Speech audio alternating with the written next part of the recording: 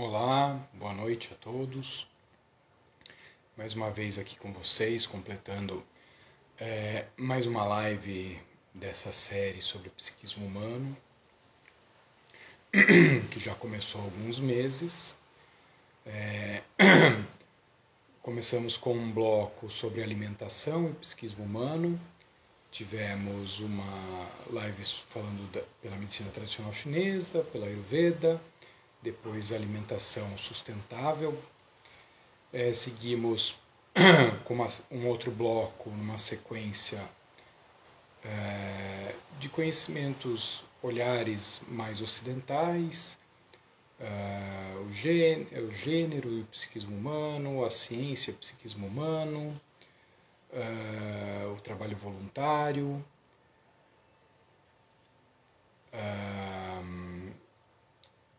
a mágica. Depois entramos num bloco mais de outras filosofias, outros olhares, chinesa, Ayurveda, taoísmo, todos estão disponíveis aqui no Instagram e no IGTV. Hoje, temos aqui o Zé Rangel mais uma vez. Oi, Zé, boa noite. Tudo bem? Tudo certo. Estamos aqui nós de novo para falar sobre o psiquismo humano, o xamanismo. A semana passada o Zé estava aqui com a gente também, falando sobre yoga, ele já teve falando sobre filosofia indiana, é como se fosse uma continuidade, né? Aí o yoga e o xamanismo, eles têm alguns paralelos, né? Teve até um retiro sobre isso, né, Zé? Sim. Sobre as interseções aí entre o xamanismo e o yoga. Bom, muito bom ter você aqui de novo. Zé Rangel, para quem não conhece, ele é professor de yoga, de Ashtanga, Vinyasa Yoga, o estudioso das escrituras sagradas, é discípulo Hare Krishna, também estudioso do xamanismo, da Umbanda. Semana que vem teremos ele falando aqui de novo sobre Umbanda, da psicanálise e de mais um monte de coisa. O que você tem para contar para a gente hoje, Zé? Bom, boa noite. Boa noite, um prazer estar aqui de novo, batendo esse papo aí com você, com o pessoal aí que está chegando. E é isso aí, né? A gente estuda um monte de coisa, que são caminhos que a gente separa aqui, mas na verdade, num plano maior, com uma visão ampliada da consciência, eles são caminhos que se encontram, que se cruzam, por isso que a gente transita por todos eles aí, né? A gente, como você falou, a gente teve esse ano um retiro de xamanismo e yoga, né? Unindo essas duas práticas, reunindo, né? Porque elas, na verdade, nunca se separaram, né? A gente que, diante das nossas dificuldades de conciliar as coisas, né? A gente faz essa separação, mas são práticas irmãs, né? Práticas que surgiram da mesma fonte, né? Práticas ancestrais, que eu gosto de chamar, né? E estamos aqui para falar um pouquinho do xamanismo aí. O que você tem para contar para a gente do xamanismo? Não sei se você pensou aí um caminho para seguir. Acho que uma coisa que é interessante, né, assim, o xamanismo está ressurgindo com muita força nesse momento, não sei em outros países, mas aqui no Brasil muito forte. A cultura aí da união do vegetal, da ayahuasca, do santo daime, trazem isso à tona, tem várias vertentes, até outras coisas, né? E o pessoal acho que fica muito focado nisso nas plantas de poder, como se chama, né? Nos métodos de indução ao êxtase, nas substâncias que produzem estados alterados de consciência. Estou falando de várias formas, para que as pessoas que não são afins possam entender. E acho que isso gera bastante preconceito até. Receios, a própria psiquiatria tem uma visão crítica acerca disso, ora profissionais tentando entender e avaliar quais os efeitos dessas práticas e do uso dessas substâncias em última instância, e ora criticando os riscos, a forma de fazer. E uma coisa que eu acho importante é, para começar, a tentar desmistificar, trazer o xamanismo um pouco mais para o que ele representa de fato, o que ele quer dizer de fato. Essas correntes todas milenares, né, eu estou acompanhando séries aí da Nova Acrópole, tenho falado muito isso, que fala sobre hermetismo, que fala sobre Bhagavad Gita, inclusive, taoísmo, tantas coisas, alquimia, né? Vou lembrar que Jung estudou muito alquimia, um grande nome aí da psicanálise, da psicologia analítica, bastante respeitado, e, e é muito interessante ver o olhar que eles dão de desconstrução desse misticismo, dessa coisa fantasiosa, trazendo para uma linguagem que fala, né, pô, é isso então? Nossa, é disso que se trata? Acho que talvez seja um bom começo, até porque estamos falando de psiquismo humano, né? Acho que as pessoas pensam, não, mas o xamanismo não é uma baita viagem, o que tem a ver? Né? Não é sair da realidade, né? Fugir, ficar muito doido. As pessoas pensam isso, né? Não é? Como você falou, ainda tem muito preconceito. Claro que isso vem se rompendo um pouco, né? Com o passar dos anos, né? O primeiro contato que eu tive com uma prática de xamanismo, né, foi no Dharma, isso há mais de 30 anos. E naquela época, né, era coisa de maluco, né? Nem se falava nisso, né? Hoje isso está mais tranquilo, é uma coisa mais possível, né?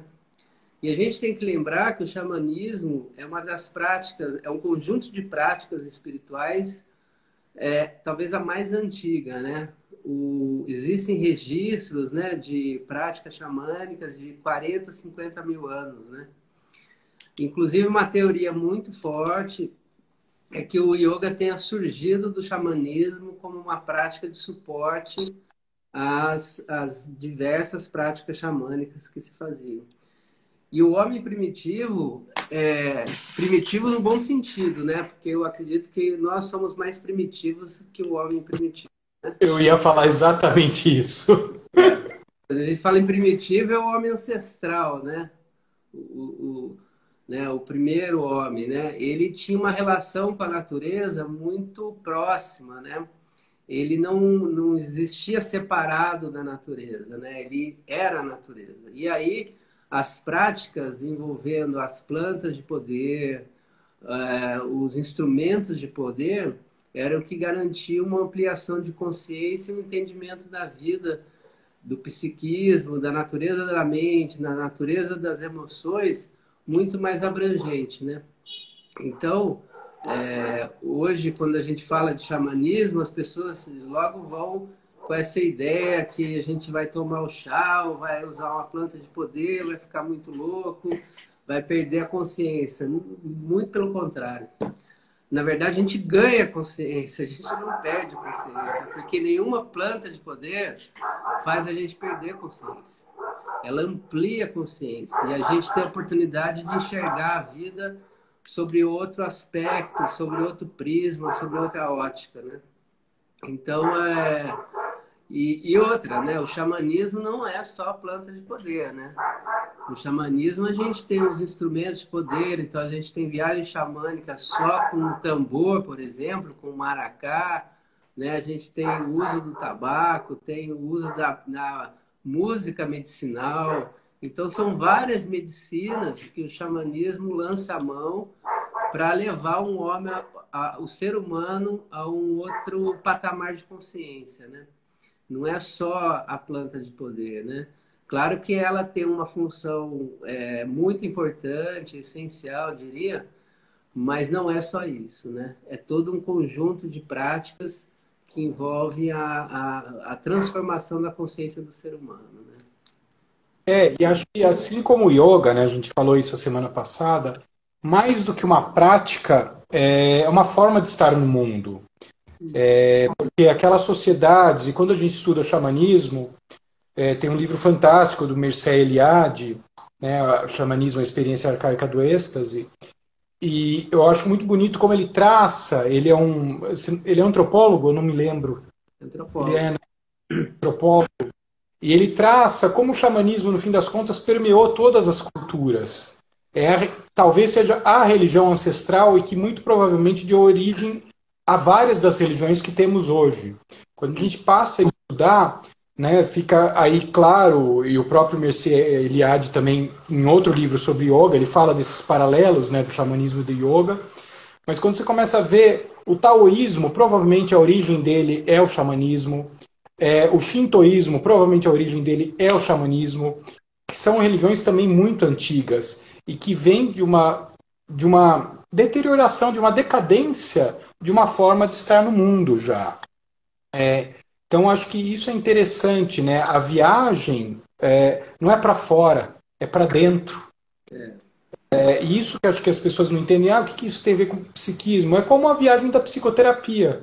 É a mesma viagem, né? Introspecção, mundo interno. E dentro do que você falou, né? A gente ganha consciência. Não, mas por que eu preciso? Então, porque a gente perdeu essa consciência, a gente se distanciou. sim. Até o Eliade, né, que você citou aí, né, ele muda a expressão, né, ao invés de falar de êxtase, ele fala em êxtase, porque é É, interna, a viagem interna, não é para fora, né?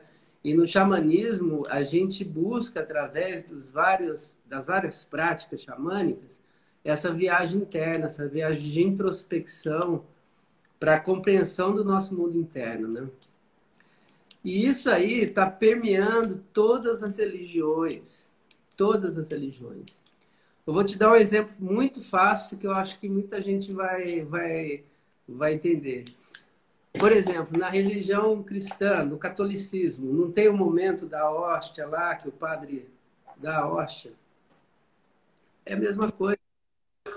É a mesma coisa. É o corpo de Cristo. Isso é uma transmutação de um elemento material em algo espiritual. E é exatamente o que o xamanismo faz.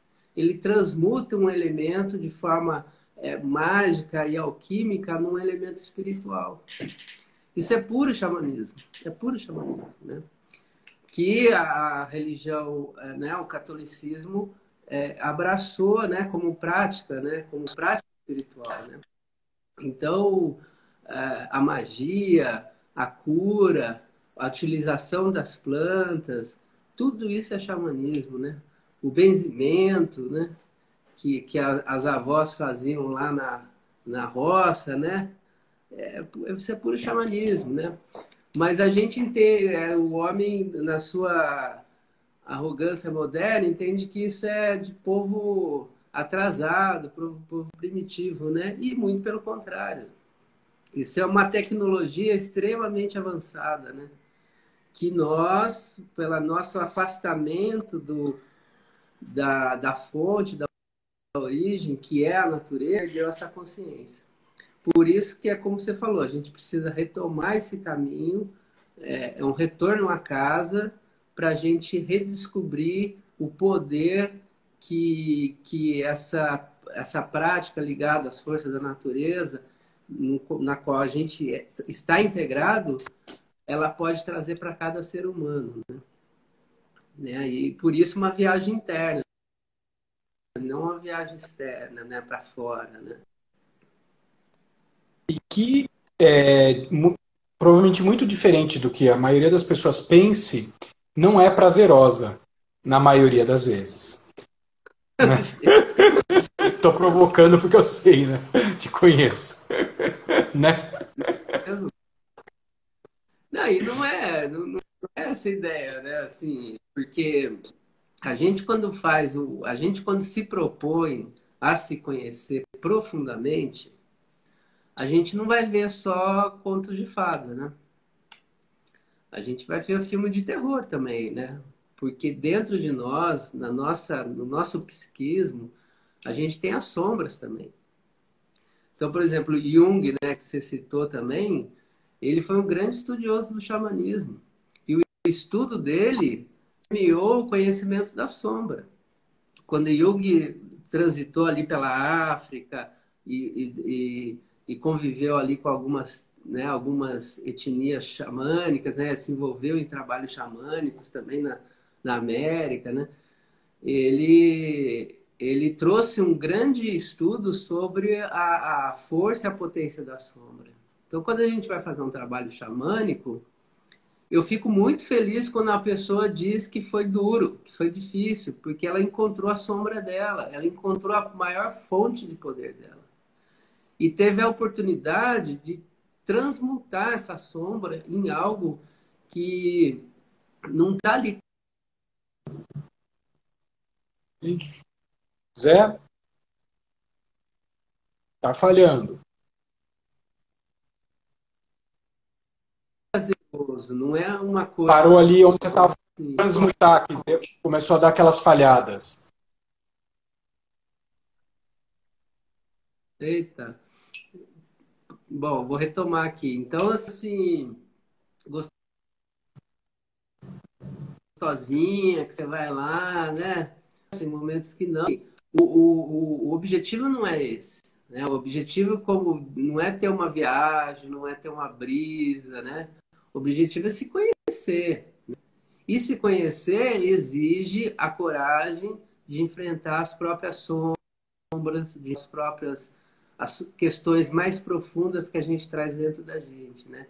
Se olhar de frente, né, com coragem, né, e reconhecer todas as nossas falhas, é, as nossas sombras mesmo, né? Então, às vezes não é prazeroso mesmo. Às vezes não, quase sempre. É essa história, né? As pessoas, acho que quando tem Nesse essa ideia, sentido, tá né? Não é falhando um pouco, prazeroso. Zé. Elas pensam, não sei se você está me ouvindo, que eu estou vendo você carregando aqui.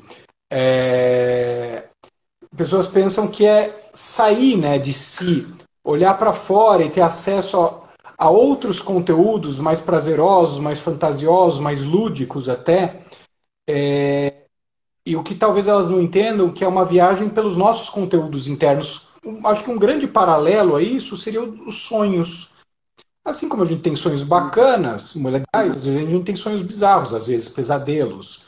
E como a ideia é a expansão da consciência, normalmente aquilo que é gostoso já está na consciência, porque a gente não foge, a gente não nega.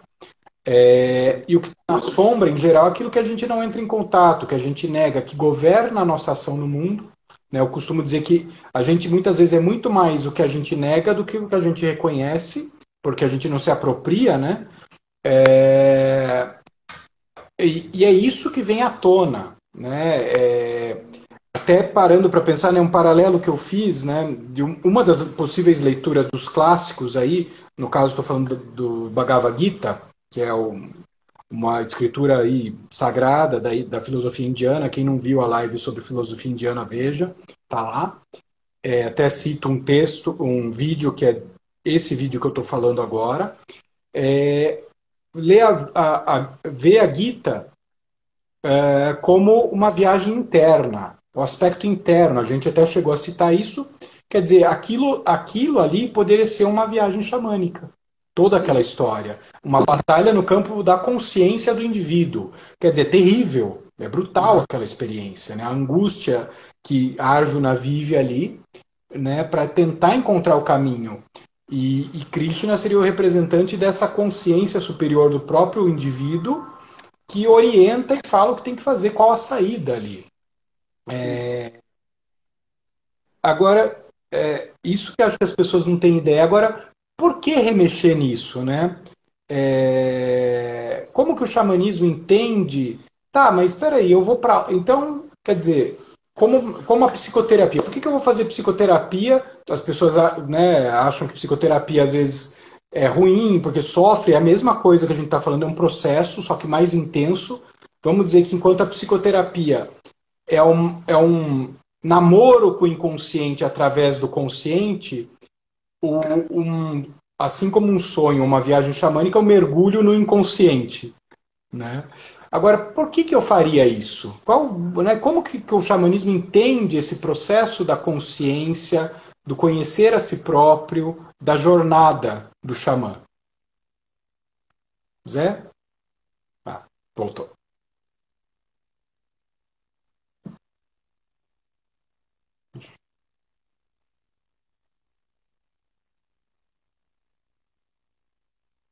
Zé, você ouviu o que eu falei? Zé?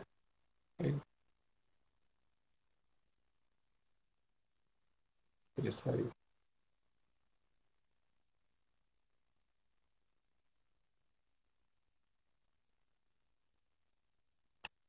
Bom, estou aguardando aqui o Zé tentar voltar. Deve estar com algum problema de conexão. A gente está com chuva aqui em São José hoje. Fiz um comentário longo aqui para ele. O Zé saiu, vou chamar ele de volta.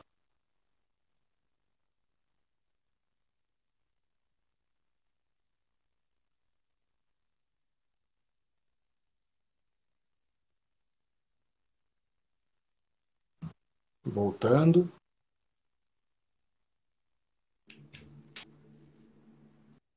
Opa, você conseguiu ouvir tudo que eu falei? Que eu falei pra Tô caramba. aí? Aí. Tá dando uma travada aqui. Eu não peguei a sua pergunta aí. Oi? Não peguei a sua pergunta aí, a última Ah, pergunta que tá. você fez. Como que o xamanismo vê esse processo da viagem xamânica, do trabalho xamânico, né? A viagem do xamã, né? Por que que... Peraí, então quer dizer... Fiz até o paralelo com a psicoterapia, com o sofrimento, né? Peraí, mas por que que eu tenho que mergulhar lá embaixo? E como que se dá esse processo? Quer dizer, eu vou ficar só lá embaixo? Como que se dá esse processo todo? Dessa ampliação do conhecimento sobre si mesmo. Acho que é um jeito mais legal de falar do que a ampliação da consciência, porque às vezes as pessoas ficam expandir a consciência e tal, podem ficar meio assim e ficar muito distante o que significa na prática, né?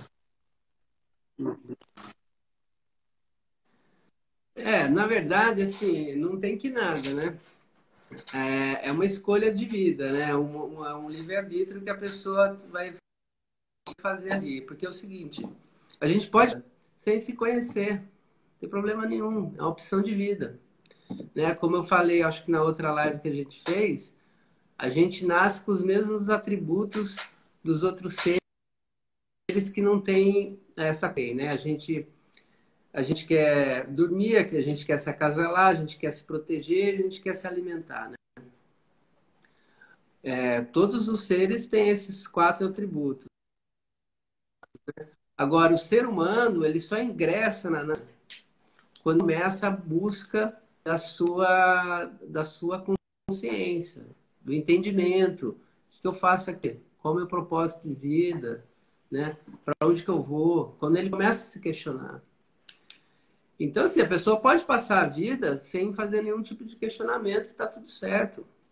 Agora, se a pessoa quiser tirar o máximo proveito dessa dádiva que é a forma humana, é o xamanismo ou um caminho espiritual, que lá ele vai reconhecer a sua natureza mais profunda, né?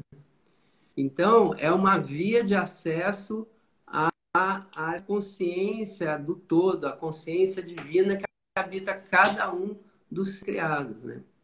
Então, a viagem do xamã, quando o xamã ele convida alguém para fazer uma viagem com ele, é em busca dessa consciência que se perdeu.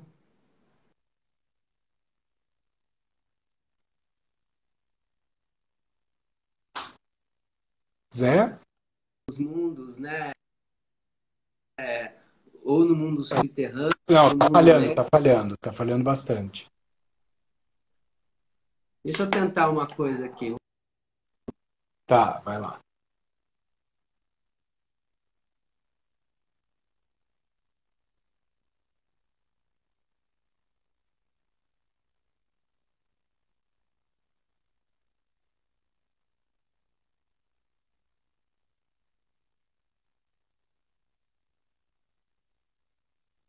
Estamos aguardando o Zé, vou ler o comentário. Voltou? Voltou.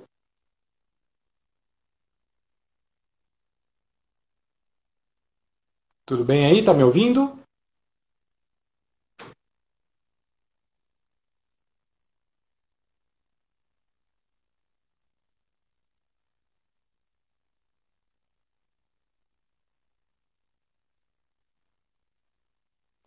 Bom, estamos conversando aqui sobre os paralelos, né, entre o xamanismo e a psicoterapia, que é o caminho mais conhecido, mais comum aqui no Ocidente de conhecimento sobre si mesmo, embora hoje isso esteja mudando bastante, já tenhamos outras tantas correntes, né? A Rita, que fez live aqui comigo já sobre a Ayurveda,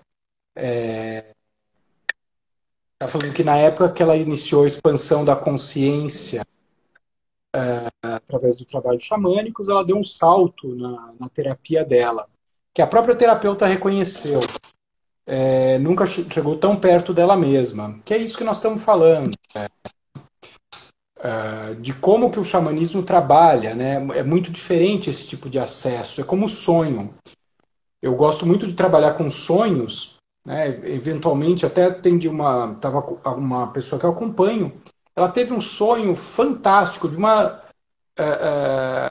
vivacidade, de uma realidade brutal, de uma profundidade tamanha que aquele sonho marca 2 períodos da vida dela, um antes e um depois. E o sonho tem esse componente, né? Tem 2 momentos, um como ela era e depois como ela ficou, como se aquilo se resolvesse dentro dela, dentro do próprio sonho. Quer dizer, um acesso sobre os conteúdos, lembrando que é uma linguagem simbólica, mas a própria vida é uma linguagem simbólica também que nos diz o tempo todo coisas sobre nós mesmos. É o problema que a gente não vê, que é o que a gente estava falando da perda de conexão, né? O xamanismo ele traz essa proposta de reconexão, que talvez se a gente vivesse conectado não precisasse voltar para dentro para reconectar. Lembrando que, mas por que eu vou me conectar com o mundo através de mim mesmo? Porque é o único caminho, né?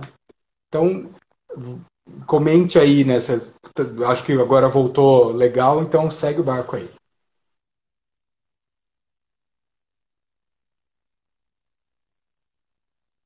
Zé?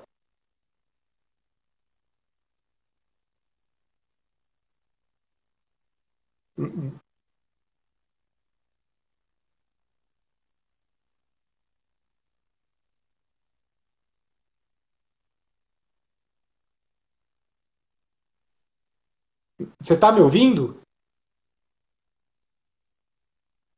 Não? Eu também não te ouvo. Sim, sim, a Rita está comentando, isso é nítido. Eu já tive a oportunidade de acompanhar pessoas que eventualmente fizeram trabalhos, né? Era muito comum numa época aquelas trabalhos de leader training que as pessoas faziam intensivão no final de semana. Eu confesso que eu ficava meio assustado, por uma série de razões, ainda me preocupa um pouco o trabalho, né? Mas a quantidade de conteúdo que tinha à tona era brutal e o trabalho realmente mudava. Eu costumo dizer que era muito legal quando alguém já vinha de um trabalho de psicoterapia e aprofundava por uma técnica qualquer outra que fosse, mais intensa, e aquilo pudesse ser trabalhado na psicoterapia, porque são figuras do mundo interno. Ou seja, você tem uma proteção antes, e aquilo vem como um evento que traz mais material. Né?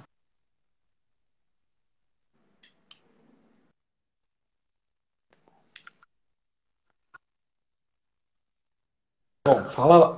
Agora vamos, vai lá. Vamos ver se vai. Voltou, agora tá ouvindo. Tá ouvindo? Tô. Então, eu Fala. não tava, não te ouvindo. Fiquei várias coisas que você falou aí, mas retomando um pouquinho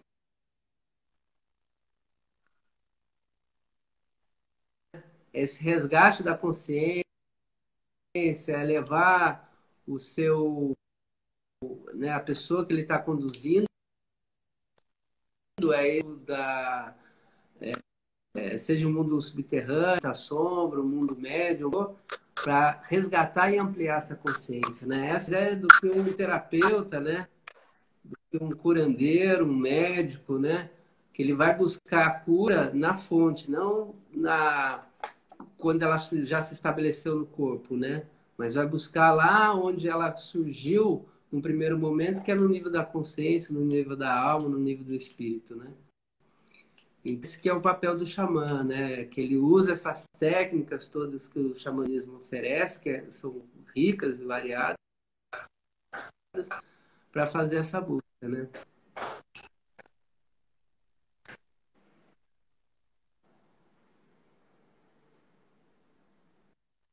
Estamos com vários problemas aqui. Vai lá. Tá falhando muito. Tá falhando bastante. Tá Será que é a chuva? O que será que é? Porque assim, porque eu já mudei tudo que eu pude mudar aqui. vamos tentar seguir. É uma coisa que eu acho bastante bonita, né, do xamanismo, que é uma corrente que eu eventualmente estudei, não é das que eu mais estudei, né, me interessei um pouco, depois voltei e tal, e aí agora estou indo para outras coisas. Então, eu gosto das coisas milenares, tradicionais, primitivas, né? O próprio Mircea Eliade não gosta de usar esse termo, se eu bem me lembro. Faz muito tempo que eu li o livro. Porque dá a ideia de que é algo que não é desenvolvido. Pelo contrário, a tecnologia que eles possuíam, justamente por esse contato íntimo com a natureza, até hoje não foi igualada, né, nesses termos. Mas que o xamã ele é um condutor, né? Vi uma aula sobre o Bardo Todol, que é o livro dos mortos tibetano, e o papel do sacerdote na condução da morte. Quer dizer, o xamã ele vive a experiência ele mesmo como um terapeuta, no fim das contas, e por conhecer o caminho, ele consegue conduzir a pessoa tanto a pessoa que está no inferno, né, para voltar para a Terra, que seria aí essa morte, a sombra, quanto a pessoa que está na Terra, ou a pessoa que está adoecida, né, resgatar a pessoa que está adoecida, ou conduzir ela para a ascensão celeste, que seria aí um dos paralelos possíveis à hora da morte, conduzir a alma para que a hora da morte seja algo tranquilo, que é uma coisa que na nossa cultura a gente não vê. Quer dizer, eu ia falar que não vê muito, mas a gente não vê, né? Não tem. Justamente por ter feito essa viagem, ele, e conhecer os caminhos que conduzem. Que não é uma viagem fácil, não é uma viagem tranquila.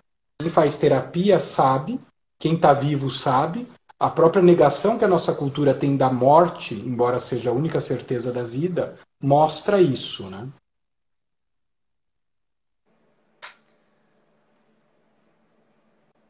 Você comentando aí me trouxe uma reflexão assim que, como o yoga, né? O xamanismo, ele requer que o xamã ou o mestre yogi, ele tem que ter vivido essa experiência para o xamânico, ele tem que ter visitado os seus infernos, as suas sombras.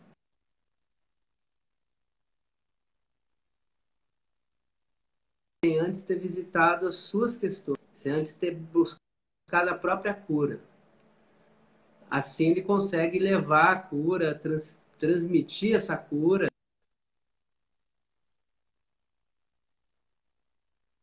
no caminho. E ter morrido muitas e muitas. E isso na tradição do yoga também existe, né? A iniciação que a gente recebe em várias tradições,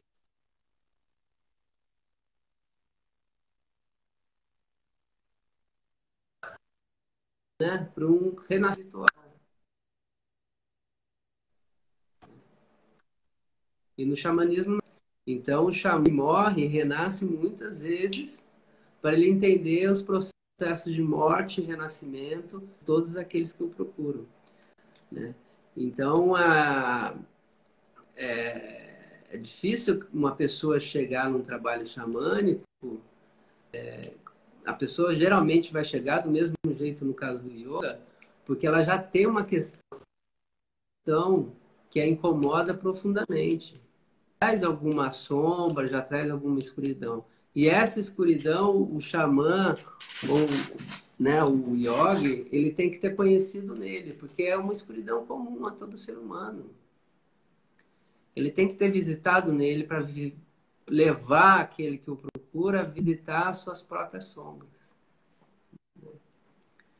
Então, o xamanismo não é um espetáculo, né? Às vezes as pessoas pensam que é um espetáculo, que vai lá para assistir. Não é um espetáculo, né? O Ou que é xamanismo é um recreacional, mergulho. ou que não é sério.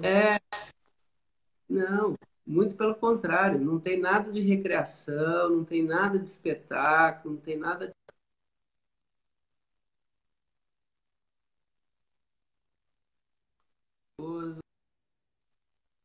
que requer muita coragem, né? Tanto que, né, os trabalhos xamânicos, os guerreiros, grandes guerreiros de várias etnias e tribos, né? É um mergulho mesmo, é uma participativa de todos aqueles que estão. Então, o xamanismo, para ser coisa que produza um resultado eficaz mesmo, ele tem que ser vivido.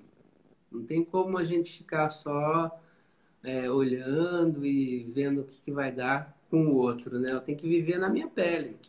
É igual o yoga, né? Não adianta ir lá assistir, vou assistir uma aula. Pratica, né? Pratica para ver o que você sente. Aí sim. Como qualquer processo de autoconhecimento, acho que o paralelo que eu mais faço é a psicoterapia, pelo fato de ser psicoterapeuta, mas a série é sobre psiquismo humano, né? E é uma linguagem que fala mais com o Ocidente, com a cultura contemporânea. Você está falando um negócio que é muito interessante, né? É um trabalho muito sério, né? A Rita está falando aqui. É isso que é importante, é de autoconhecimento, não é de fuga, muito pelo contrário, o mundo que a gente vive sob essa visão é que é de fuga, que nos joga para fora de nós mesmos o tempo todo, e ali vai ser jogado para dentro. Um paralelo que eu faço, que eu até falei numa aula que eu dei há muitos anos atrás, mas muito tempo, tipo, sei lá, uns 15 anos, é interessante ver a mudança da visão, né? Era uma aula sobre a loucura. Nessas comunidades ancestrais, o indivíduo que ele conseguia acessar conteúdos de outras formas, ele era tido como alguém diferenciado no bom sentido. Ele ia ser visto para ser um líder daquela tribo ou daquele povo, religioso, espiritual, e muitas vezes líder também de governo, né? Que às vezes o xamã também tinha esse papel, dependendo das culturas. Ele era diferenciado e selecionado para ser cuidado e treinado para ser um guia, porque ele acessava outras formas, outros conteúdos. E hoje, como a gente vê as pessoas que têm esses acessos, ou que acessos eu estou falando? Crises epiléticas, sintomas psicóticos, delírios, alucinações, ouvir coisa, ver coisa. A gente pega essas pessoas, ou interna, né, isola, elas são diferenciadas, mas elas são discriminadas. Naquela época elas eram exaltadas. E a gente dá remédio para que essas pessoas parem de ter isso. Como houve uma mudança brutal do entendimento. E você estava falando, né? O xamanismo como o yoga, como o não sei o que, como não sei o que. Não, na verdade, o yoga, essas outras vertentes é que são como o xamanismo. Tem que lembrar que o xamanismo é o que existia antes de tudo isso. E o próprio ritual cristão, quer dizer, os homens de 40, 50 mil anos faziam isso. Na medida que ainda somos homens, tudo que a gente faz vai remeter ao que os homens fazem. E esse foi o primeiro que veio. Aí fala, não, mas hoje está mais evoluído. Será que está? Será mesmo que está? Talvez esteja mais deteriorado, não melhorado.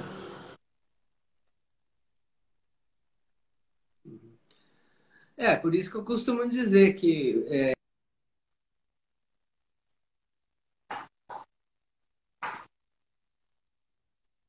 nessa modernidade, né?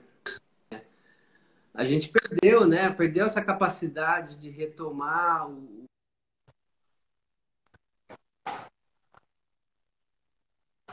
ciclos da natureza, respeitar os ciclos da natureza, né? Respeitar as estações, né? Respeitar o lunar, respeitar a força do sol, a força do fogo, a força dos elementos, né? A gente perdeu essa conexão, né? E então acho que primitivos somos nós, que já não sabemos lidar com esses elementos, né? A gente está, né?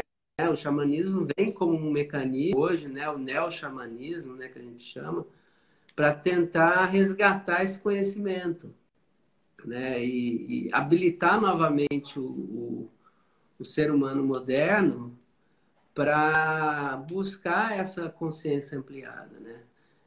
E outra coisa, né, que você citou aí, que é engraçado, né? Você olhar, se você vai no ritual xamânico, você vai fala, nossa, tá todo mundo louco, né?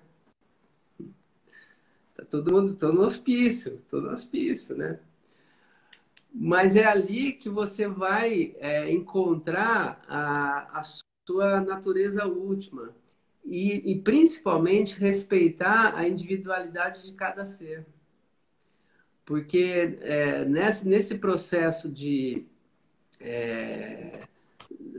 da modernidade, né, a gente começou a encaixotar as pessoas, né? E a forma o remédio, né, quando não é necessário, né, não sou terminantemente contra a medicação, mas não, em boa parte dos casos ela não é necessária. É uma forma de ir podando aquilo que é singular de cada um, né? E no xamanismo isso é muito respeitado, né? Tanto que cada trabalho ele é individual, ele é para você que vai fazer a sua viagem, não sou eu, né? E o xamã, como você falou, ele era um paradoxo, era controvertido em si, porque ele tinha a sua própria individualidade, respeitava o trabalho. Por isso que o xamanismo não dá para também encaixotar. Assim, o trabalho xamânico não é assim. Não, é assim aqui. Lá na outra região vai ser diferente. O xamanismo no mundo todo. Na Sibéria, onde surgiu, é uma coisa. Nas tribos amazônicas é outra. Nas tribos do norte né, da América é outra. Na África é outro. Na Índia é outro. Porque ele respeita cada local e cada povo. Né? Essa é a beleza. E não encaixota, não fica podando as arestas para ficar todo mundo igualzinho, né? Então isso é muito importante, assim, né? De conseguir respeitar a natureza de cada trabalho, de cada povo. Muito disso a gente falou né, você está falando tanto que eu fiz o paralelo entre o taoísmo e o xamanismo, né? Na live sobre taoísmo com o Reiner, está disponível aqui no IGTV. A gente falou, né, o quanto a gente perdeu esse contato com os ritmos da natureza, com os ciclos da natureza, e a Cris, né, a Cristiane Zavati, que esteve aqui com a gente já falando de gênero, de trabalho voluntário, estará falando de espiritualidade também, para fechar esse ciclo de lives daqui 2 semanas. Falou que muitas vezes esquecemos que nós somos a natureza. Eu seria até mais radical, né? Falaria que a gente não é muitas vezes, o tempo todo. Até uma coisa que eu e o Zé já conversamos, né? Que foi uma percepção que eu tive, né? O quanto o xamanismo, ele não havia uma dissociação entre o homem e a natureza. Se a gente parar para pensar como viviam os seres humanos há 40, 50 mil anos atrás, eles eram integrantes plenos da natureza. Assim como qualquer árvore, pedra ou animal. Não havia uma dissociação, não havia um senso de superioridade em relação à natureza que os cercava. Pelo contrário, ele estava completamente imerso naquilo e sujeito àquilo e, portanto, aprendia a respeitar e ver como interagir com aquilo fazendo parte. Até uma coisa que eu falei, como não tinha instrumentos para analisar o micro, ele olhava o macro e a partir do macro, né, ele induzia o que acontecia dentro. Esses são sistemas milenares. Hoje a gente consegue olhar o micro, então a gente olha o micro e perde a noção do todo. Naquela época isso não era possível. Através do todo ele inferia o particular. Hoje a gente olha só o particular, nem isso a gente consegue olhar e perde o todo. Bom, e essas correntes como o yoga, por exemplo, e outras tantas religiões, e aí surge o conceito de religião, né? E dentro do que eu estou falando, o xamanismo não tem religião, porque não tem que religar nada a nada, tá lá ligado. O neo-xamanismo sim, né? Porque estamos desconectados. Surge da própria necessidade dessa desconexão do próprio Deus que o homem inventou. Estava lendo o prefácio de um livro interessantíssimo, que ele cita, né, que esse Deus judaico-cristão, ele é transcendente à realidade que permeia, ou seja, ele está fora, que é o Deus que o homem criou, a imagem e semelhança do que ele gostaria de ser e como ele se vê, fora, e aí precisa se reconectar. Bom, por que eu estou falando tudo isso? Como que a gente se reconecta à natureza? E o que a Cris falou é a chave. Se nós somos a natureza, o melhor caminho é para dentro. E aí a gente se liga para fora. Como que né, o xamanismo vê isso? Como que ele trabalha isso? Pensando muito no mundo de hoje. Nós vivendo na cidade, comprando comida em Então, supermercado.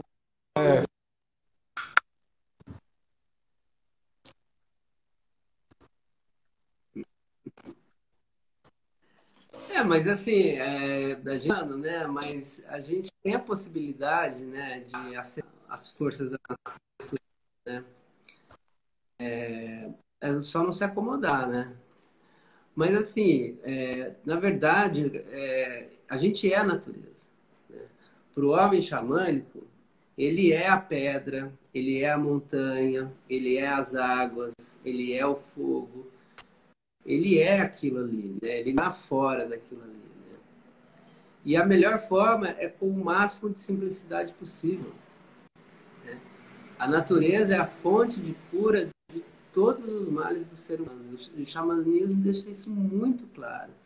Tanto no uso das plantas de poder, quanto no contato com os elementos, como o fogo, o vento, as águas, as montanhas, né? Os mares, né? Então, essa relação, por ter o mais próximo possível, é que restabelece a condição humana primeira, que é do homem não pertencer à natureza, mas ser a natureza. Todas as forças da natureza me habitam, como eu habito todas elas. Eu em mim tenho fogo, em mim tenho água, tem todos os elementos em mim. Né? Todos nós temos, né? Então, é a forma mais simples possível. Eu costumo dar exemplo, né, que a gente chega às vezes num gramado gostoso e cabinha calçado. Tira o calçado, sabe? Aproveita o piso, deixa a grama ou a terra penetrar nos pés, né? Aproveita o sol, aproveita a lua, a força da lua, né? Sempre que possível, acenda um fogo, seja uma vela, né? Que se não der para fazer um fogo no meio da sala de casa, né? Acende uma vela, você estabelece uma relação, né? Então, assim, a gente tem à mão algumas possibilidades, ainda que vivendo no meio urbano, né? Aqui, né, em São José, a gente tem a felicidade de ter ótimos parques, né? Então, todo mundo pode fazer uma caminhada descalço, né? Num parque, né? Isso já é um retorno às forças da natureza, isso já é um reencontro com aquilo que a gente precisa como alimento, e um alimento essencial, né? E isso sem falar em alimentação, né? E por aí vai, né? Restabelecer a conexão com o sagrado, que é o que está à nossa volta, do qual nós fazemos parte. Acho que na medida que a gente se diferencia e com a correria do dia a dia, a gente perde essa beleza da vida, em última instância, que é o fato de estar vivo e as coisas que acontecem à nossa volta. Pode parecer até pueril, né? Falado desse jeito brevemente, rapidamente, mas é muito profundo isso, que é o que você está falando, né? A linguagem é toda simbólica. Na medida que a gente reverencia, venera, né? Reverencia os elementos fora, o fogo, como acender uma vela, a terra, como pisar na terra, uma árvore. A gente lembra que esses elementos nos constituem. A Rita falou, né, as correntes orientais dizem isso de uma forma mais clara, e parece que a gente perdeu isso. De fato, somos constituídos das mesmas coisas que o mundo à nossa volta. E reverenciar isso fora é uma forma simbólica de reverenciar isso dentro e estar mais presente. A Tabi aqui ela está perguntando sobre o neo-xamanismo. Ela falou, né, tem 3 amigas dela que estão frequentando templos xamânicos, fazendo uso de ayahuasca, e ela ouviu a partir dessas amigas sobre o xamanismo. ela está perguntando se é isso que é o neo-xamanismo. Bom, você já pode falar o que é o neo-xamanismo, né? Como que nasce esse movimento? Por que neo-xamanismo?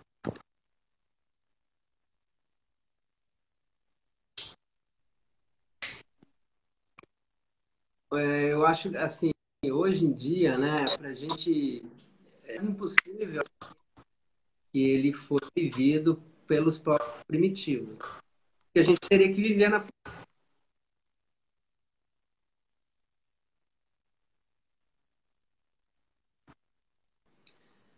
Então, o neo-xamanismo trazido para o meio urbano.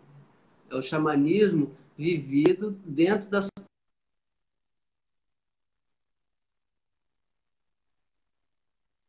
ações urbanas de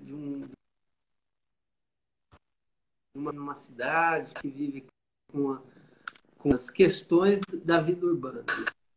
Isso é que a gente chama de neo-xamanismo. Às vezes a gente tem a impressão que isso se resume a, a, ao trabalho com a ayahuasca, ao trabalho com as plantas de poder, mas não. Tem vários outros elementos que o neo-xamanismo procura utilizar. Mas isso trazido para o homem hoje. Então, é mais ou menos a gente dizer que é o que é possível de se viver dentro do xamanismo hoje.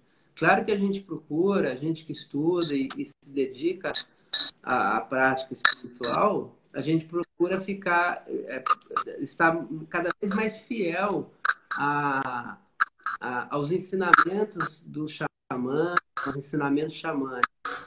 Mas isso existe todas as condições que a gente tem que mexer, né? E o neoplatonismo traz alguma traz o encontro do homem e uma possibilidade de viver isso. Porque se a gente fosse da forma original, é, seria impossível. É como o yoga, né? Não dá para a gente pegar o Yoga Sutra ou algumas escrituras e querer viver como aquele yoga que escreveu aquela escritura. Não tem mais como fazer isso, né? A gente não tem mais mecanismos para isso, né? Mas a gente pode viver essa tradição com as condições que a gente tem hoje. Por isso que isso está sendo chamado de neo-xamanismo, né? Ficou? Bom, Zé, estamos chegando aqui, já estamos com 53 minutos aqui, né? Eu queria agradecer, falar para o pessoal que chegou depois, que a semana passada eu tive aqui com o Zé falando sobre yoga, super legal, é uma introdução a isso. Semana que vem estaremos falando de Umbanda, você falou aí um pouco das forças primitivas. Eu tenho alguns olhares, algumas leituras, até cheguei a pensar em escrever alguma coisa sobre os paralelos entre Umbanda e o psicodrama, que é a corrente de psicoterapia que eu tenho formação, mas aí semana que vem a gente fala sobre isso. Que você gostaria de falar aí para fechar, para encerrar, que você acha que é importante, um recado final, alguma coisa que não foi dita? Primeiro eu quero te agradecer mais uma vez, né, pelo participar aí, né? A gente enfrenta umas falhas aí tecnológicas, Você está mas tentando voltar para o xamanismo, é sempre um Zé, fica prazer, aqui, tá? volta. A gente é sempre um prazer a gente conversar e assim, de todos os caminhos espirituais, né, que eu tenho a sorte de trilhar, né, o xamanismo é um caminho de muito encontro, de muito prazer, porque realmente a gente, através de um trabalho, né, de um trabalho xamânico, a gente cria laços profundos das pessoas que estão envolvidas, né? Porque a gente consegue enxergar a dor do outro, né? Porque ela passa por nós. Então a gente estabelece laços muito profundos, né? Por isso que a gente chama de irmão, irmã, né? Por isso que a gente chama de casa, né? Então realmente se forma uma tribo mesmo, no bom sentido da palavra, assim, né? Em que um tá irmando com o outro e um abraça o outro e caminha junto, né? Então o xamanismo para mim é uma prática muito bonita que resgata até valores perdidos de outras práticas, como o yoga, né, como a própria Umbanda e como outros caminhos espirituais. Né? Ele resgata esse espírito de união, de roda, de sentar todo mundo junto em torno do fogo e, e lembrar, né, que a gente fez isso milhares de vezes. Né? Então, convido todo mundo aí a mergulhar nesse caminho que é muito bonito.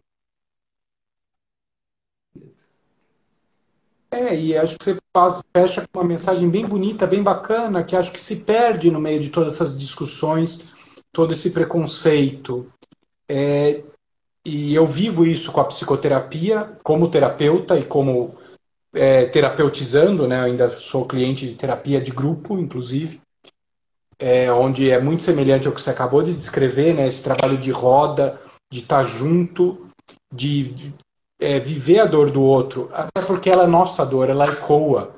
Isso nos torna mais humanos e nos permite um contato humano muito mais rico, muito mais intenso, de fato humano. É um respeito pelo outro, nos aproxima. E acho que isso, no mundo que a gente vive, talvez seja o mais importante do xamanismo. Essa prática que se perdeu, de sentar em roda como iguais e conversar como iguais, falando das dificuldades, dos acertos e dos erros e das dores e das alegrias e compartilhar, que era uma coisa que todas as comunidades ancestrais faziam em algum momento de alguma forma, sem necessariamente usar plantas de poder ou qualquer outra coisa. E essa discussão, quando fica muito nas questões da planta de poder, pega-se um instrumento, um meio, e perde-se o fim, o todo. Né? Até descaracteriza, e lógico que é imbuída de preconceitos, de muitas coisas, mas a questão é muito mais profunda, muito além disso. Isso é só um veículo, né? Só um meio. O pessoal aqui tá agradecendo, né? A Cris está falando que é possível sentir o amor que existe dentro de cada um e entre todos. Sim, acabei de falar isso. E a Carol, né? A Carol Porto, tá falando que essas lives com vocês dois estão sendo deliciosas, aprendendo muito. Obrigado. Obrigado a todos. Eu que agradeço a todos vocês aqui por acompanharem. Espero que continuem. Quem não viu as outras, veja. E temos mais duas. Semana que vem com o Zé, de Umbanda. Vamos seguir nessa linha e para fechar com a Cris, de espiritualidade. Bom, Zé, muito obrigado. Mais uma vez, sempre um prazer ter você aqui. Abrir as nossas conversas para mais pessoas. E boa noite.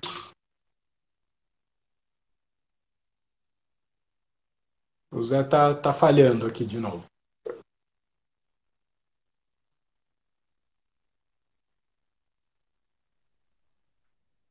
Boa noite, meu querido. Obrigado. Até a próxima semana aí.